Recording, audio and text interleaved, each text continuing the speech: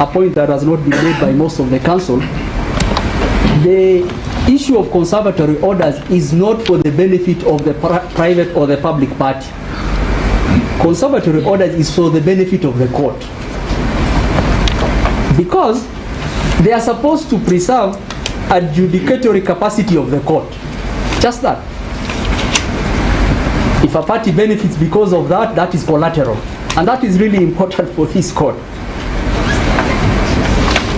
Because once you establish it's for your adjudicatory capacity, two things fall away. The first thing that will fall away, if you find that there is a remedy, there is an alternative remedy in merit review when the petition is heard, there are remedies that subsist when the petition is heard, then that aspect falls away. The second aspect that will fall away, if you make a finding that there's a constitutional mandamus, and the Lordship, I will refer to you to Article 145(7) of the Constitution. If you make a finding that there's a constitutional mandamus, injunction, edict, direction to the court, then you have to stop there.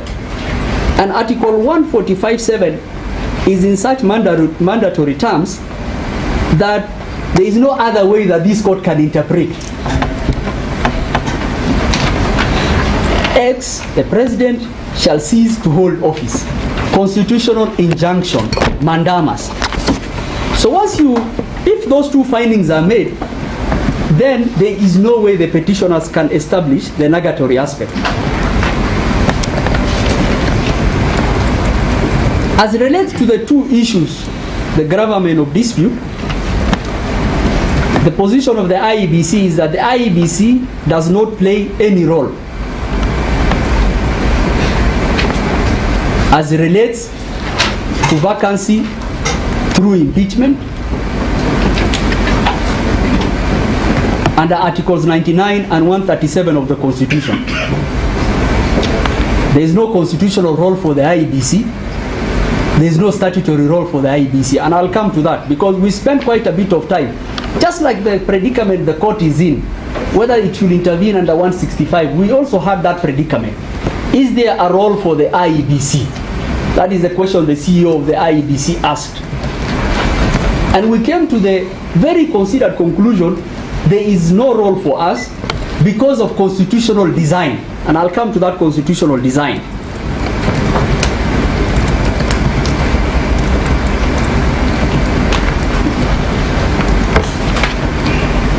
Unlike the court, the IEBC has been involved in a lot of litigation against itself. And there is directions from the Supreme Court of the Republic on what IEBC can do and what IEBC cannot do. I want to refer the court to paragraph 13 of our submissions, the BBI case, the Supreme Court one. And IEBC here can be substituted also for this court, because this court is a creature of Chapter 10 of the Constitution. The IEBC is a creature of Chapter 15 of the Constitution. And this is what the Supreme Court says. At paragraph 13 of we've quoted it verbatim. Number one, the Supreme Court said the IEBC, being a creature of Constitution and statute, could only discharge mandate vested in it explicitly by law. This court, being a creature of the Constitution and statute, can only discharge mandate vested in it explicitly by the law and the Constitution.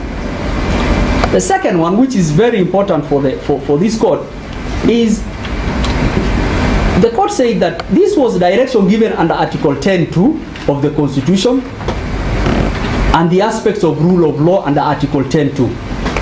The third point that the court made, the IEBC, like other public bodies, could not by craft of innovation, and this is really important. Supreme Court. The IEBC, like other public bodies, could not by craft of innovation or interpretation extend its powers. So it is sufficient for the IEBC or even for this court to look at the Constitution, look at the Constitution and the statutory law and not get and exercise what is within the inner boundaries of that. And D, which is to this court, courts should not encourage extension of powers by constitutional or statutory bodies. And this is really important, paragraph 13 of our submissions, Your Lordship. So the constitution of my client IEBC is under Article 88(1), 253, and 259. The position of the IEBC relating to this matter is that Article 149, 145, 150 establish a complete self-contained code. It is a constitutional codified mechanism. It's not a statutory mechanism for governors, for members of National Assembly. It is a constitutional codified mechanism. So when this court is interpreting, IEBC is a creature of the Constitution. This process is a creature of the Constitution. You cannot get out of the Constitution for this process. This court is a creature of the Constitution. So as it relates to the nomination by the President, as it relates to the parliamentary vote, it is not envisaged there is an involvement of the IEBC. This is a constitutional mandamus as against the IEBC, and I will say as against even this court. We also rely on the case of Engineer Geoffrey Sang versus the DPP and 20 others, your brother Justice Odunga, paragraph 18 of our submissions. And he says that the law is very clear that powers must be expressly conferred. They cannot be a matter of implication. You cannot imply powers. And this is the absurdity. If this court was to make a finding, for example, that IEBC has a role, the way IEBC conducts elections is known, or by-elections. So the second order question we'll be asking the court is, do we declare a by-election? Election by its nature is a contest. How will that contest of filling that office be had? Do we print ballot papers? Those are the secondary order questions that the absurdity of the finding of the court that IEBC has a role will entail to. The second thing, our position, is that this constitution is very detailed. It is very interesting. This constitution tells you how it should be interpreted under Article 10. It tells you under Article 201 how the principles of taxation that will apply. It has what we call constitutional carve-outs, the powers given to various entities. It will be high presupposition to assume that this constitution under 149 could have said that this process, it says for even members of National Assembly, it says for members of National Assembly, and even in the elections that we have, that for an office that is that high, there is, to say that the constitution could not have said that IEBC has a role or this court has a role will be a very grand supposition. The Lordship, we looked at, so we asked the question what the court should ask. If someone said IEBC has a role, we looked at the things that we will look at. So we'll say, what did the framers think? Can we look at constitutional history to say if there was a role for the IEBC? The IEBC looked at the Bomas draft, Article 168. It looked at the WACO draft, Article 159(1), and we looked at the Harmonas draft. And in all of them, there is no role for the IEBC. So even by constitutional history and constitutional design, there was no role for the IEBC. In fact, there was a role in the WACO draft for the Supreme Court, and those submissions have been made by Mr. Muromi Tiankulu.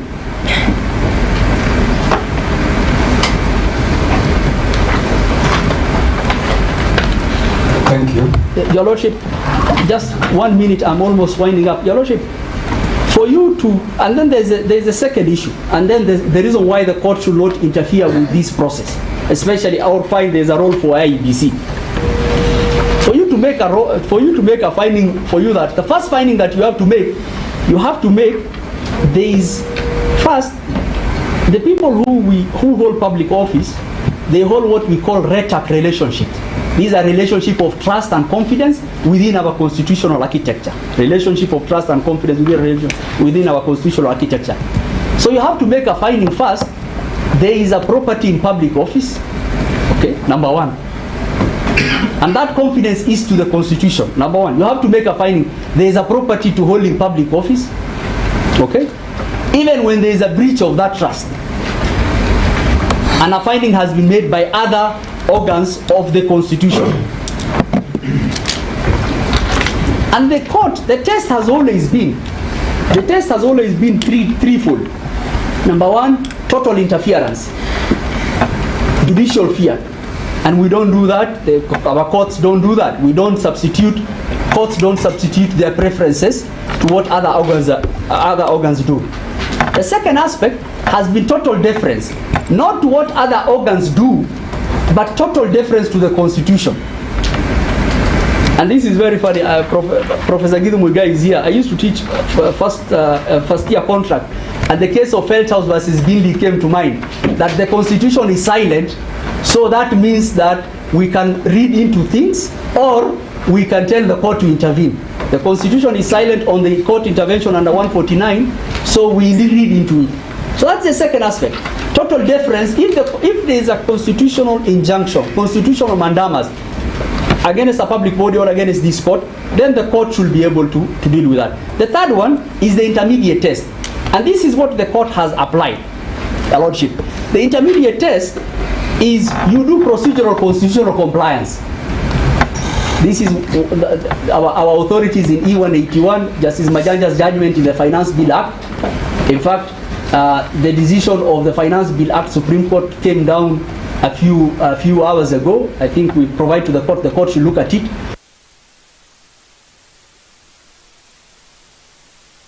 It's even lower because of that.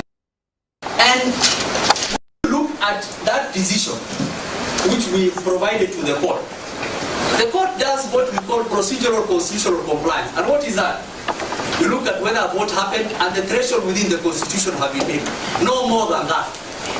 And that is supported even by the decision of the Supreme Court, which came down just a few minutes ago. And I want to read a small excerpt, Your Lordship, of that decision, which we have provided to the court. Which one are you talking about? I'm talking of it is Your Lordship, just the citation is E031 of 2024, consolidated with E032, E033 of 2024. Came down just a few hours ago. And I will just refer them. How is it reported? It is reported as E031.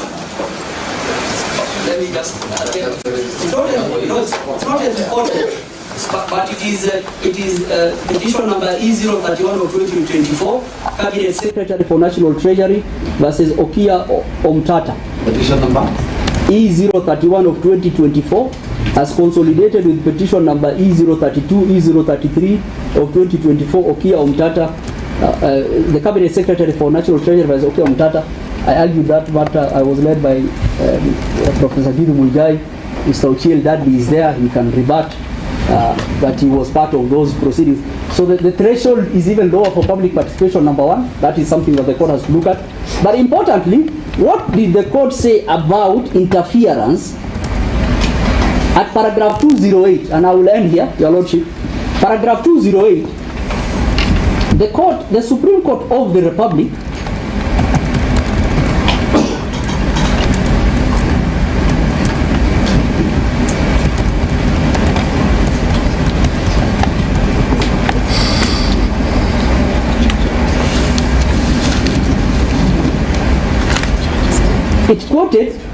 It quoted the case of International Trade Administration Commission versus South Africa, and this is what it said. I'll just read a small excerpt.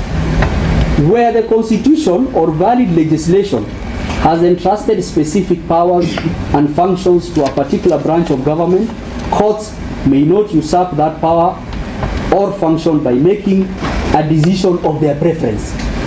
I think that is good law for you. It's basic administration. It is a direction to you.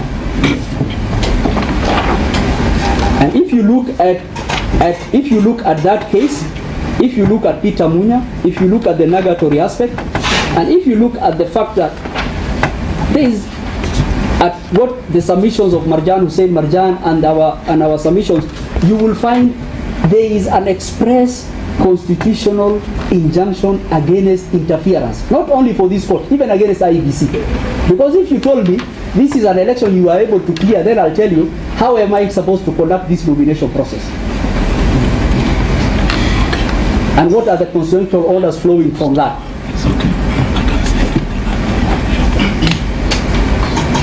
Your Lordship, our submissions are sufficient. I am being told to step down, but thank you so much. Who has told you? No,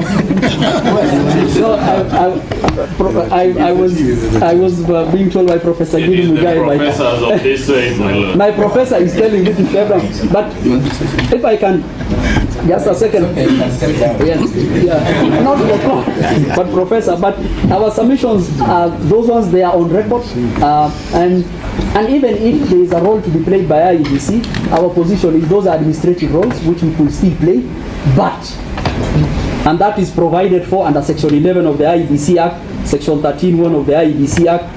The role that we have to do under 137 is to check the voters register, and we check voters register for even people who, for Kenyans every other day. It's a public document. There is no role for the IEBC to play, and if the court were to make there was a role for us, then we say those are administrative roles, but the court should not find a role for us. This subsidiary authority you have quoted your E031 I will. It is hot off the press. I will submit it just now. Submit to our assistance. I will, Your Worship. I will. Thank you so much for this. My Lord, I want to apologize if I appear to take judicial discretion from you. It was intended to keep my promise to you that we will be brief. We now get to know that every side has a prefect. This side, the prefect is Professor Gidi. My Lord,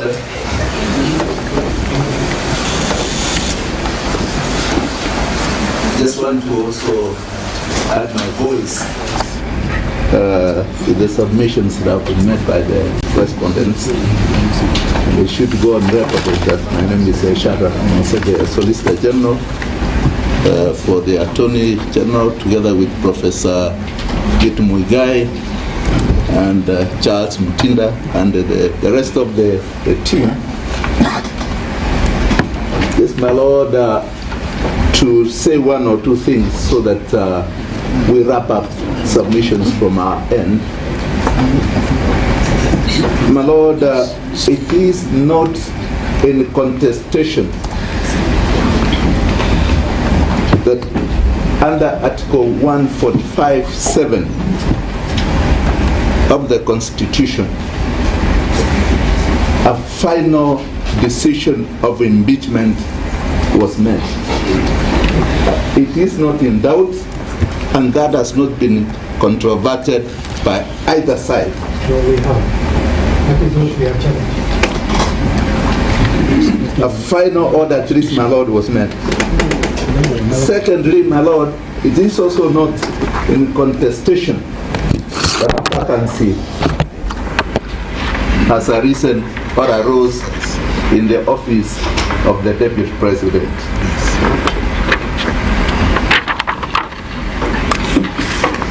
It's also, my Lord, not in contestation or in doubt that Article 149 of the Constitution was invoked in terms of the President nominating Professor Abraham Kithure Kindiki as a nominee to that position, and that Parliament voted on the same. And I would agree with my learned colleague who has just left the floor, Mahat, that the framers of this Constitution never intended that the IEBC plays a role when it comes to the issue of impeachment. And my Lord, if they so intended, nothing could have stopped them from expressly stating that position. And therefore, my Lord, I am submitting the interim orders that were granted and are in place cannot cure that position. And therefore, my Lord, relying on the various authorities that have been cited, and more particularly, my Lord, the Munya case, which is a classic case in terms of what will be required in the grant of conservatory orders. It is my humble submission, my Lord, that that has not been met. And I would also submit, my Lord, that when you look at the greater public interest, my Lord, we want to persuade you with the very many other arguments that have been given by my learned colleagues, that you will find favor that the discharge, the vacating, or the varying the orders that have been in place would find greater good than holding those orders in place. And therefore, my Lord, to conclude, I would urge my lady and my lords to find that we cannot continue holding the country at ransom.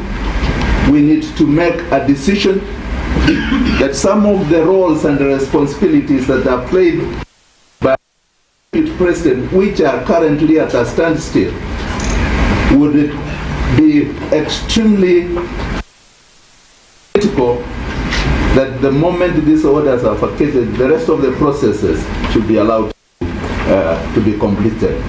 I therefore humbly submit that you discharge the orders that are in place and allow the entire process to be completed.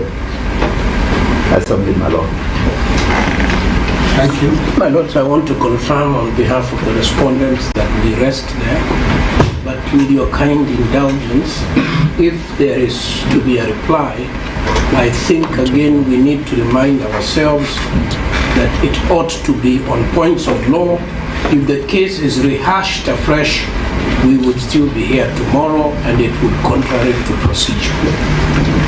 My Lord, I also request a direction on whether persons who are not parties to the application, because there are only 2 applicants, have a right of reply, because my understanding is that the only persons with the right of reply are the parties who filed the application, not the entire coterie of this side. Thank you, Dr. Two things. Why are we being preempted? Two things on way forward. I think we still have to be interested parties, or we have that. We did that. We'll finish with yes. Now, the right to rejoinder is only limited to the applicants and not any other person supporting the application. So it will go only to the applicants. And in this case, we have 2, and they will have how much do you have given us 30 minutes. I am addressing the court, please. Yes. Reply to the court. You have given us 30 minutes. That's okay. Do we go 15 or 20? No, there is a lot that we can pass. In fact, they have given us the impression that they will read later now. Obviously, that's something. We want things that we can do within 5 minutes. Let's depending on how much is able to cover. The only issue, my Lord, that is the issue is that since this is a court of record, we do not want to be accused there is anything that needed a response that was not responded to.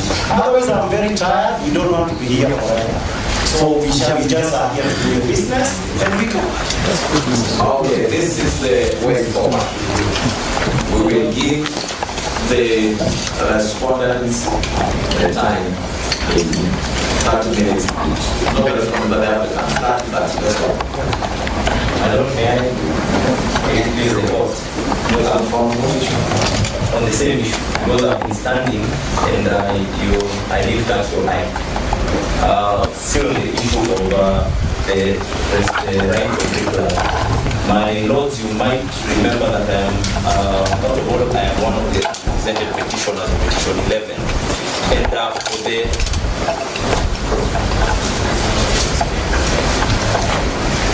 you might remember that for the last 2 weeks when this matter has been being handled, I have been insisting that we made an application for conservatory orders prior to even the applications we are discussing now, and it was in the best interest of all of us that when discussing the conservatory applications, we be treated as respondents.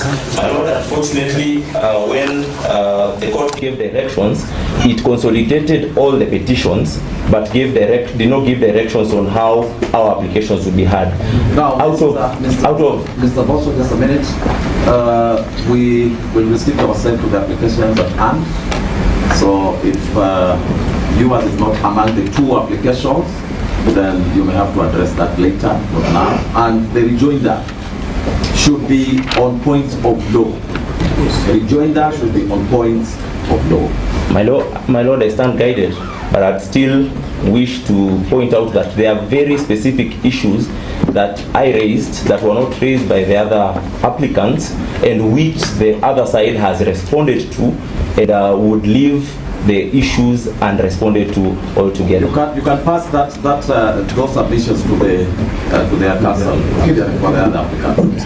My lord, before our counsel proceeds, I am Mwangaza, counsel for the 43rd petitioner, Mr. Moraro Moke, and we also had an application which we believe we have a right to rejoinder, a brief rejoinder. And it was one of the applications that was canvassed. So we also have a brief right to rejoinder. We'll only take 5 minutes. My lord Moraro appeared in person and argued his own case. And I am his counsel. We are here together with him. Let's give directions and we will proceed with these directions which my lord had very much again. There must be order in every proceeding. we start with Mr. Yes, proceed. My lord, my name is Gachagua'S and it's a great privilege and honor for me to appear before you and to make the Deputy President's rejoinder, Gachagua'S Impeachment. My lord, allow me to begin with where my very good friend Mr. Somane stopped. I think he intended to cite to you paragraphs 209 and 210 of the Supreme Court decision. He stopped at 208. I believe that was a mistake.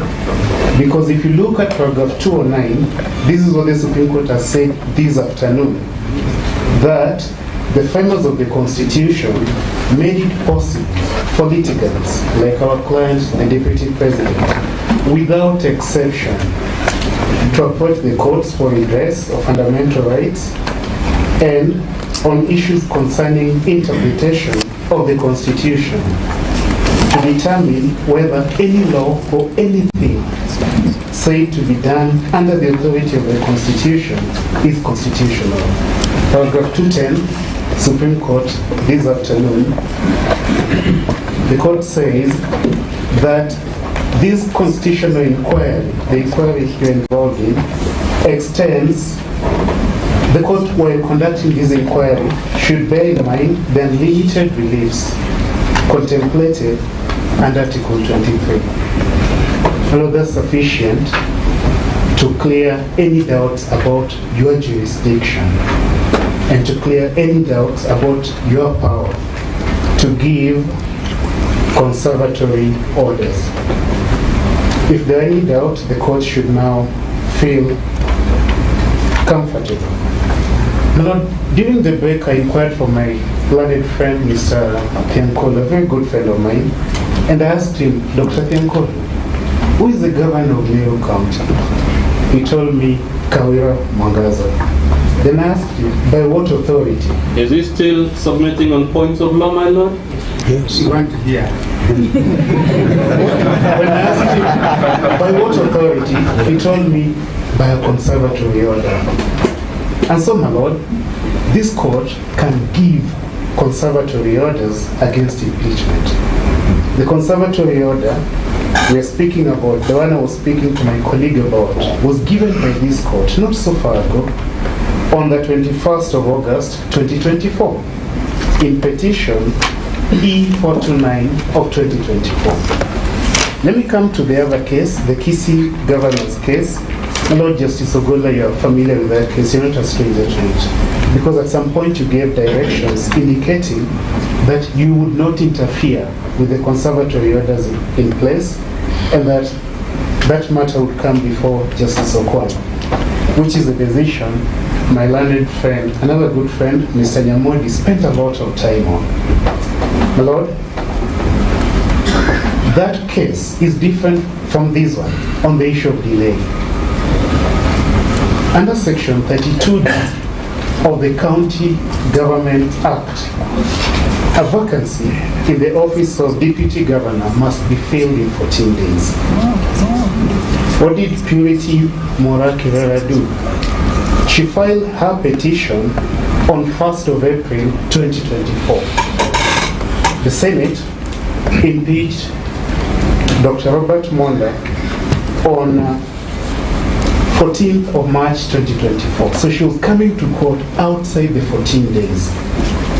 My Lord, in this case, we have 74 days under the Constitution, Article 149(1). Those 74 days have history in the constitutional text. My Lord, if you look at page 233 of the CKRC final report, you find Kenyans speaking about, my Lord, the need to allow the transitional processes to be disputed. My Lord, the Constitution gives a lot of 14-day timelines, but in this case, it gives 74 days. And we submit that the purpose of that is to allow aggrieved parties to come before the court like we have. And so, my Lord, on the issue of delay, which is a distinguishing fact, which is why the court did not give Kirera conservatory orders, but gave Mwangaza conservatory orders, is that the 14-day period had expired when the petitioner went to court. Now, allow me to concur fully with two things that my learned friends, Mr. Nyamodi and my good friend, Mr. Somani, said, that conservatory orders are really for the court, because the court has a duty under Article 23 to fashion appropriate reliefs. Conservatory orders, as they said, help the court to preserve a matter. And the matter to be preserved here is an impeachment both of the National Assembly and the Senate, and the subsequent nomination of Kithure Kindiki to the office of Deputy Governor. And again, unlike Mora, he is yet to take oath here. So the subject matter before the court is still live, and you can and need to preserve it. Lord, on the nature of conservatory orders, I agree fully with the submissions of the Attorney General. The case they cite, TSS spinning, helps the petitioner more than it helps the respondent.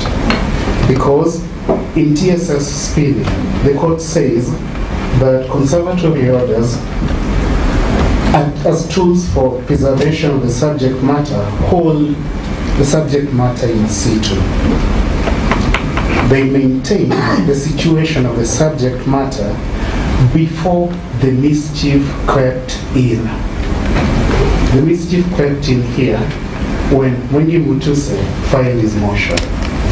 So the conservatory order preserves that state of affairs. It takes us to the point before the mischief crept in.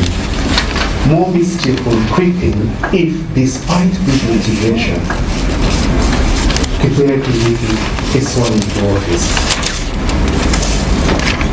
Other cases we agree with, cited by the National Assembly's Kitale Industries, held the DP on the point that conservatory orders are tools for preservation of a particular state of affairs. The particular state of affairs, which so far you preserved, is that our client is a deputy president of the Republic of Kenya. We ask you to sustain this conservatory orders. My Lord, County Assembly of Embu, argued by the Supreme Court, is distinguishable. In that case, the Attorney General told the Supreme Court that if a vacancy occurs mid-term in the office of Deputy Governor, then that vacancy would remain to the end of the term.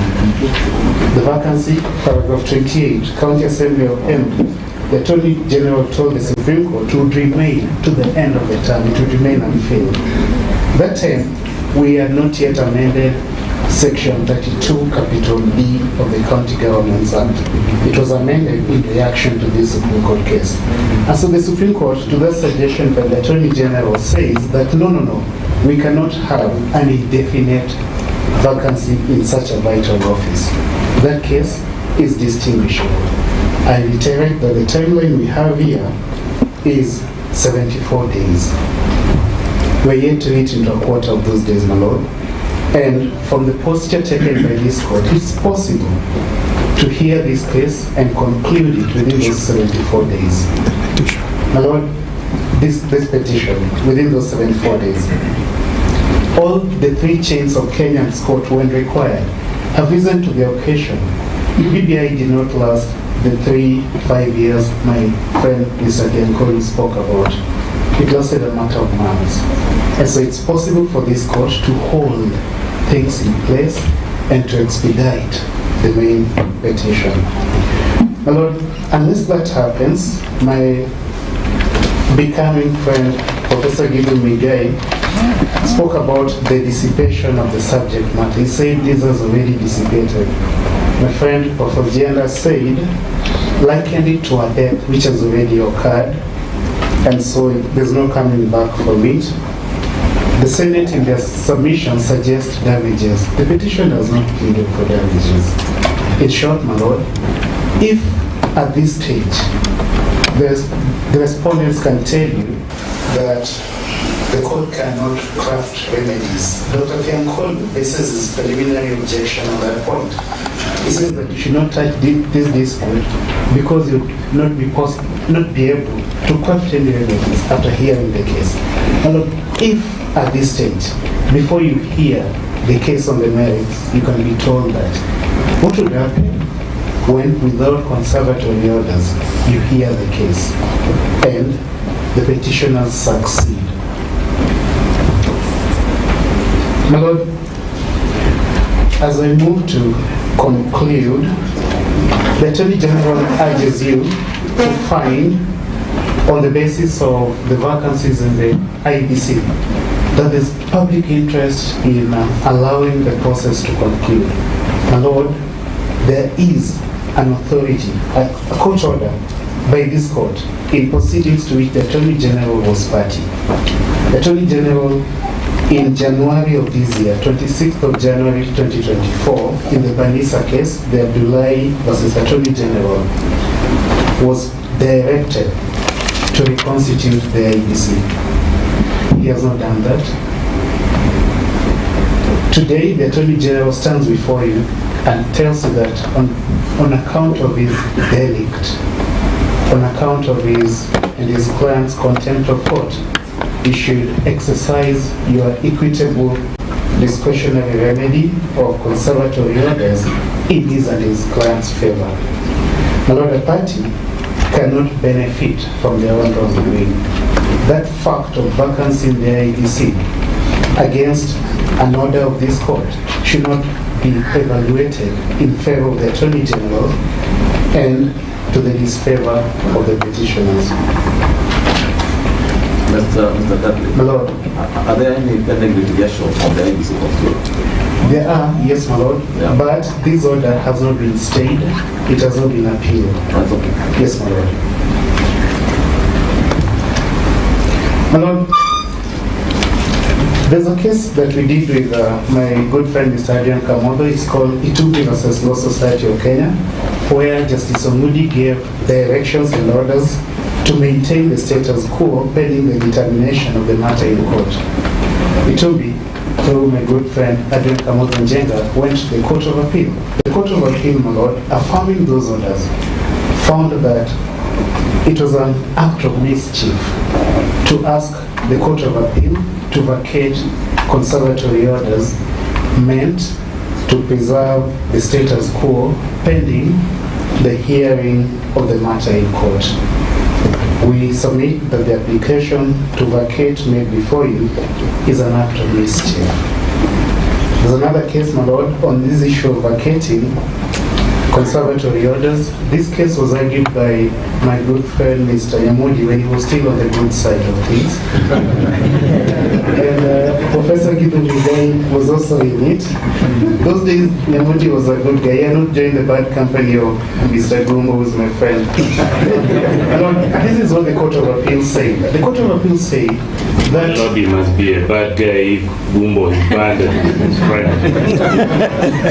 The Court of Appeal said, my lord, that when weighty challenges have been placed before you, before a court, and the court has issued conservatory orders, one requires a very strong case to lift those conservatory orders. My lord, a very strong case has not been made before you to lift the conservatory orders. Instead, a very strong case has been made to sustain and to affirm and to reiterate the conservatory orders. But I close with the issue of public interest. And again, thanks to the doctrine of precedence, you do not have to think too hard on this. In Attorney General versus Martini, shutting out 50 CISs whose appointment was questioned before the court, the Court of Appeal, my lord, said that it would be no consolation to tell the Kenyan people that although service has been rendered, although unconstitutional service has been rendered, it's still service. The Court of Appeal said, my lord, that service in violation of the Constitution is no service. And in a case that Professor Ojenda argued, the Ongo case, when I didn't cite that. I am citing it, when I am citing it in the reply. In response, although I thought on points of law, you refer to cases that have been cited by others. No, I did not. You can't pick up my case. I didn't argue it. My lord, if he didn't argue it, he should have argued it. This is a point of law.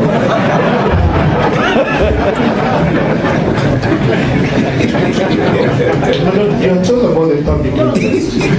The Court of Appeal no more. I think you cannot argue on one case. Because otherwise you don't have the right. Yes, I will. Back and forth. Just we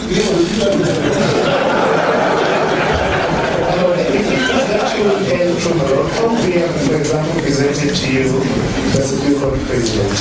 Because the purpose of the agenda as well, my lord, is to distinguish and to tell the court points which they said are concealed. Well, you say it's then we give him a right of and apply on that issue. it's in our submissions. You accept that you give him a right of apply on that? For this case, yes, my lord. Because it's in our submissions. The law case is in our submissions, my lord, and they can distinguish it very shortly. And the court said, in short, that it is in the public interest to keep out a person if the validity of the appointment is questioned. He had wanted his client to assume office despite a court order to that appointment. As my lord, the office here is a high state office. If Kithure Kindiki assumes office, he will make directives, he will make policies, he will commit omissions. My Lord, this court is yet to design a mechanism for reversing the policies, the decisions, the directives that you will make. If at the end you find that the impeachment and the nomination were both unconstitutional, the Constitution would have been irreparably violated. And my Lord, I close on the point that this case is arguable. In fact, the courts had to stop Mr. Milimo many times and was lenient to many others of my colleagues who strayed into the merits. Prof. Agenda being at the forefront of that. The council argued the merits on both sides of the aisle. And so now that demonstrates that parties are biting at the bits. They are ready to argue the petition and will do so as at the earliest opportunity. We request you, my Lord, to allow the request for conservatory orders to please preserve the dispute and let our further appearance before you be of some meaning under the Constitution. Thank you for the opportunity, my Lord. Thank you. May I donate, if I still have it, 3 minutes to my colleague, Mr. Gachagua'S Impeachment. Lordship, I will be brief. I want to respond to the following points of law raised by the other side. From the other side, a lot of hue and cry has been made about Article 145, Clause 7, and the word shall. The Lordship, the Black's Law Dictionary, Brian Garner, 10th or 9th edition, confers 6 different meanings to the word shall. So from the plain text meaning of the word shall, the dictionary in law gives it 6 meanings. So shall cannot only mean mandatory, it can mean any other thing. Black's Law Dictionary. In terms of the reading of the Constitution, the Constitution can be read multiple times. It's not only the textual reading of the Constitution that counts. If I had time, I would share with my friends that we drink uji once in a while. On the other side, there's a book by Professor Philip Chase Bobbitt that canvasses 6 methods of reading the Constitution: textual reading, moral reading, structural reading, doctrinal reading, purposive reading. Purposive reading has been read in our Constitution, Article 259(1). It has about 4 elements. If we go to 259(3), living tree reading, first articulated by the case of Edward versus Sankey, 1930 Canada. What does that mean to this honorable court? There's more coming. So while they were telling us that we are running away from the case, we're telling them, we are ready, and we're going to explore the full depth of this Constitution on the merits. Please consult the substratum. We are ready to go. The question, another point was raised here, that the President is protected by the Constitution in his role in appointing a prophylactic Deputy President in a nominating capacity, normative capacity. The Constitution in that manner is deemed as a constitutive charter. It creates institutions. The Constitution, going by the violations that have been raised on this side, touching on constitutional rights, plays a protective capacity. So this court will, on the merits, be asked to balance those 2 shades of the Constitution. The Constitution as a constitutive charter, the Constitution as a protective charter. We will discuss that on the merits. My good friend, Senator Professor Tom Ojenda, expert orders need to be lifted for the reasons he raised. They have not answered to you, to your satisfaction, and we attached a case in our submissions is a decision of the Ghanaian Supreme Court, Barclays Bank, in our submissions.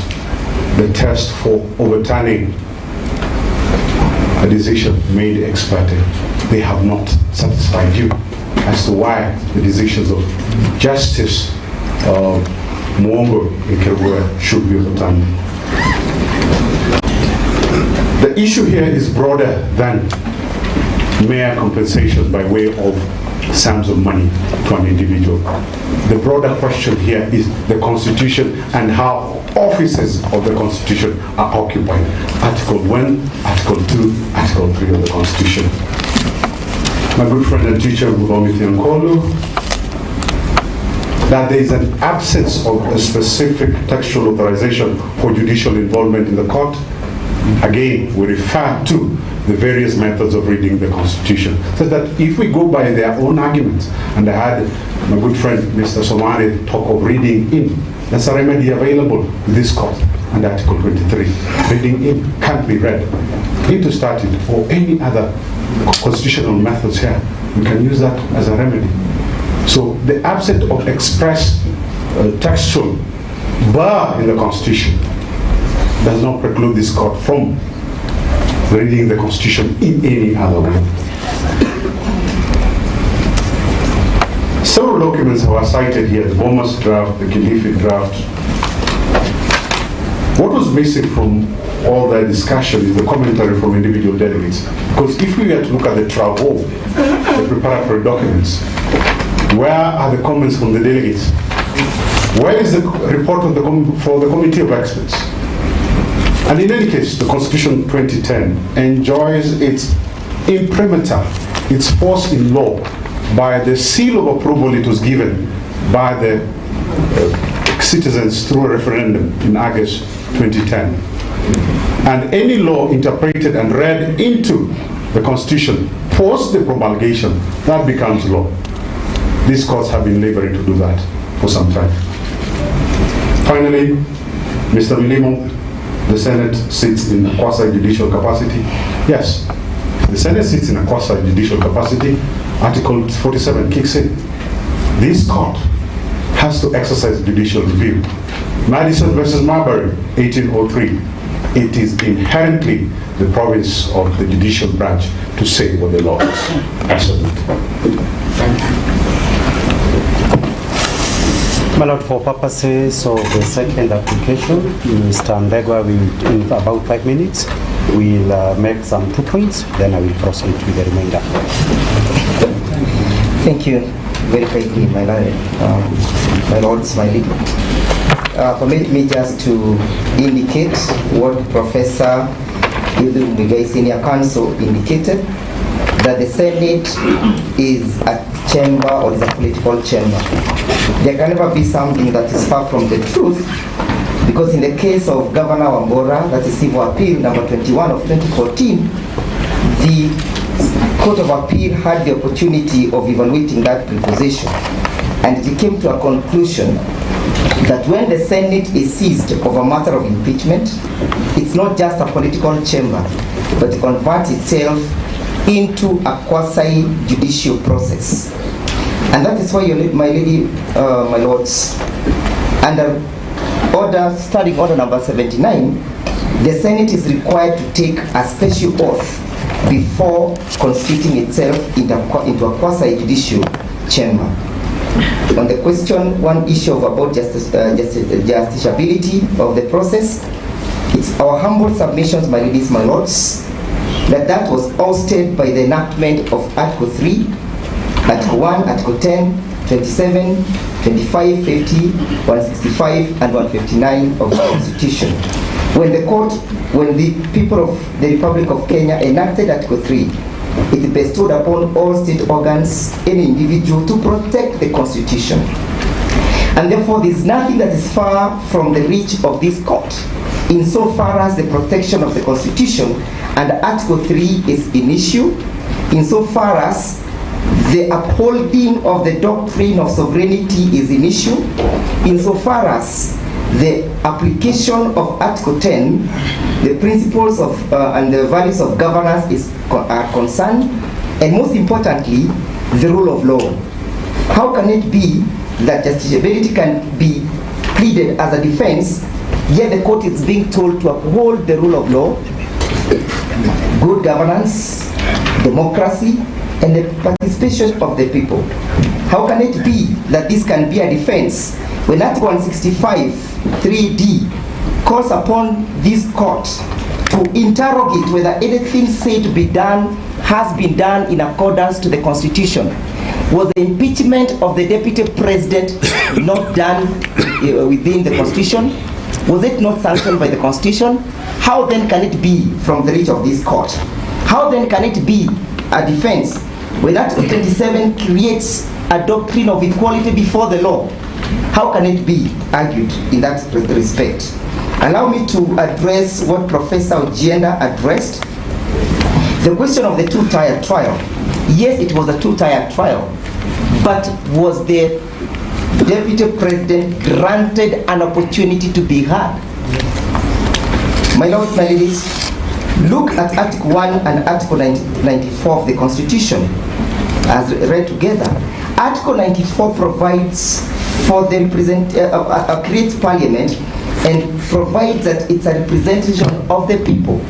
How can it be a representation of the people and you lock them out when it comes to their participation on a question of the impeachment of the Deputy President?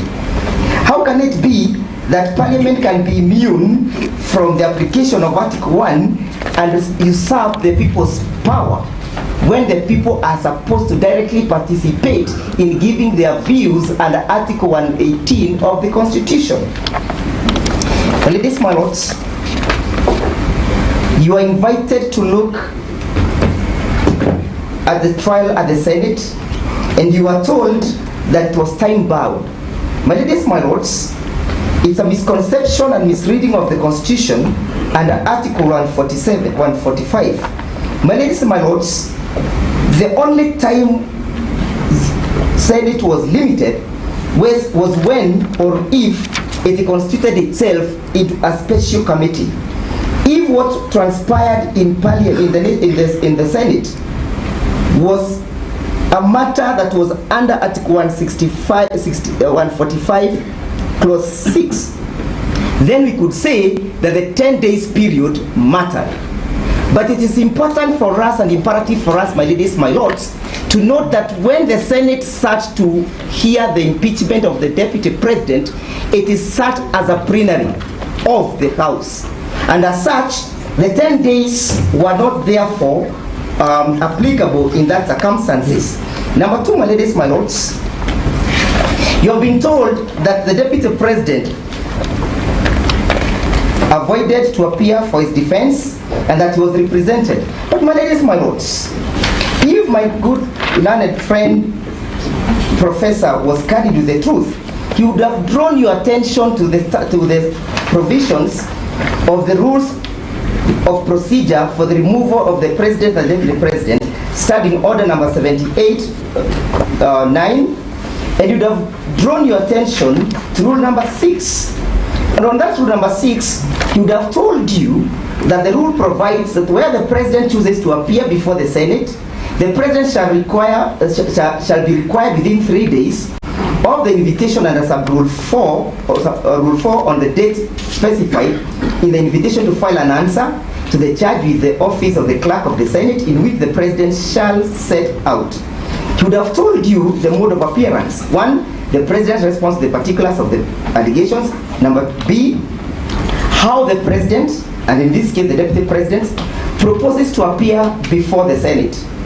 And that rule has created through mechanisms or through 3 ways in which the Deputy President could have appeared. 1, whether in person. 2, by advocate. 3, in person and by advocate. The operative word in our case, my ladies, my lords, is number 3, in person and by way of advocate. The Deputy President appeared in person and by advocate. And as such, my ladies, my lords, when he was taken ill, the question of then appearing in person and by advocate was an issue. And number 2, my ladies, my lords, he was a witness and the only key witness before the Senate. How then could you say that there was fair trial under Article 50 of the Constitution when the only fundamental infrastructure of the trial is unavailable? My ladies, my lords, permit me to address you on what was submitted by Mr. Somane. It's unfortunate that he has chosen to have a very lean and thin way of looking at the application of Article 149 of the Constitution. There can never be anything that is misleading to say that that article should be read in isolation of other provisions of the Constitution. If you choose to read Article 149 in isolation, you arrive at the absurdity that Mr. Somane and his colleagues have arrived at. I would urge this honorable court to look at the import of Article 259 of the Constitution, which provides for the manner in which the Constitution must be interpreted. If Mr. Somane was candid with the truth, he would have invited this honorable court to harmonize and to purposively read into Article 149. My ladies, my lords, the reading of Article 149 in a purposive and in a harmonious way would have told Mr. Somane that then Article 99 and Article 137 of the Constitution is imperative. And therefore to say that the IBC had no role in the process of the nomination of Mr. Kindiki is absurd, is not true. The fact is that if Mr. Kindiki was to successfully become the Deputy President of the Republic of Kenya, is it then true that he can become a Deputy President who has not qualified under Article 99 of the Constitution? Is it therefore true that he can become the Deputy President if he has not qualified under Article 137 of the Constitution? Who then determines this qualification? Is it the President? Is it Mr. Somane? Is it Ndegwa? Who determines that qualification if it is not the IBC? My Lord, there is something that Mr. Giro is submitting on, which touches on very critical facts concerning Professor Kindiki as to his qualifications. And we are all familiar with the qualifications of Professor Kindiki. I think the last time Mr. Kamodo was before you, he said he has no client. I have a client, the 10th respondent, the United Democratic Alliance. I ceased to work for the other client because it would have been illegal. But I have a client. So I'm covering the record, and it is important that the record be explained with regard to Professor Kindiki's contribution, and including what have been cited in the affidavit that he was not a member of the UDA for 3 months, which is not a requirement in law. Law requires you to be a member of a political party for 3 months for you to ascend to the position of the Deputy President, which Professor Kindiki has acceded to. And secondly, that's a merit issue that is being argued. So we're going to have the opportunity to answer this, because the law is the opposite of what he said. It was raised by Mr. Giro, just clarifying. This is not the time to raise that issue. That is my submission, my law. He is going into the merits. But then Mr. Giro, just let's sort it. My Lord, it's news on record for Professor Kindiki. I think if Mr. Dewa Giro, my very good friend, I usually call him the Black Bull, would keep off rehashing his application. The black what? Bull. That's what Dewa Giro means. If my friend, the Black Bull, would keep within the remit of a rejoinder and a reply, will not be having all these interjections. I've been resisting that because I always try to avoid adhering cantankerous. But if he keeps rehashing his application, unfortunately, then as the person on record for Professor Kindiki, I will be forced to be cantankerous, which is not my nature. Let's give Mr. Giro time to... I am most obliged, my lords. My lords, finally, let us distinguish the Kisii case from what is before you. What is before you, my ladies, my lords, is a case where a party was not granted an opportunity to be heard. It is a question where there is a violation of Article 27, violation of Article 10, violation of Article 50, and violation of Article 25, that the right to be heard cannot be derogated. What was in Kisii, my ladies, my lords, is that the Kisii deputy governor underwent the full trial at the Senate. And therefore, my ladies, my lords, those facts are distinguishable. Finally, my ladies, my lords, Mr. Gumbo urged you to fight that there will be crisis if the position of the deputy president is not filled. I want to remind him that Act 139 and Act 146 has created an avenue and a remedy where if the president is even today impeached, the remedy is that the Speaker of the National Assembly under Article 146 takes over for 60 days, and under Article 139, if the two of them are not able to take office, again the remedy is that the Speaker takes over. So we are not in a crisis whatsoever, my ladies, my lords. I invite my learned friend, Senior Mr. Kibe, to proceed. My Lord, I start with the assurance to my learned colleagues that I know what is reply to issues of law. So I hope I can proceed without a lot of interruptions. My Lord, I start with the submissions by my learned colleagues, Professor Muigai. I agree with him, my Lord, that you cannot be able, we are entitled to a legal opinion, but we are not entitled to a set of facts. And therefore, where the set of facts is as they are. But my Lord, in saying this, it is important to remember that what also litigants are not entitled to, and this is the reason for conservatory orders, is the fact that unlike in war, where you can change facts on the ground, the court does not accept a situation in which one party would be allowed to change facts on the ground in a manner that makes a mockery of the proceedings before it. That is to say, if we are before you on account of the fact that there have been violations in the impeachment process, my Lord, and the conservatory orders that have prevented the completion of those illegalities are in issue, this court should not permit a situation in which a party is able to say that let me change certain facts, as it were, by completing the violations.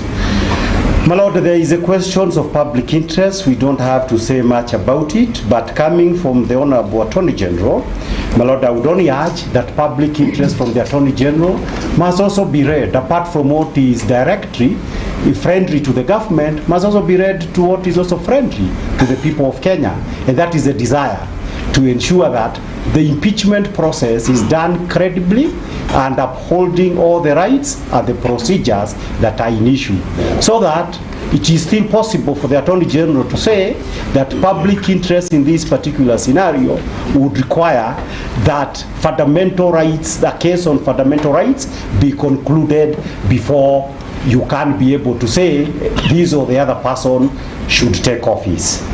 My Lord, there is the issue of the conservatory orders. I've had to read them again. The one from Justice Mwongo, because they have been called as orders of reinstatement or mandatory mandatory injunctions. My Lord, I believe and I have a lot of full confidence in the fact that it will not be possible for Judge Mwongo to issue mandatory injunction on restatement at that level, and as a matter of fact, he did not. The prayers as framed is purely to preserve this matter pending hearing a determination of the petition. So it's a scarecrow argument to say you are seeking reinstatement, you are seeking mandatory injunction. There is no such thing, my Lord.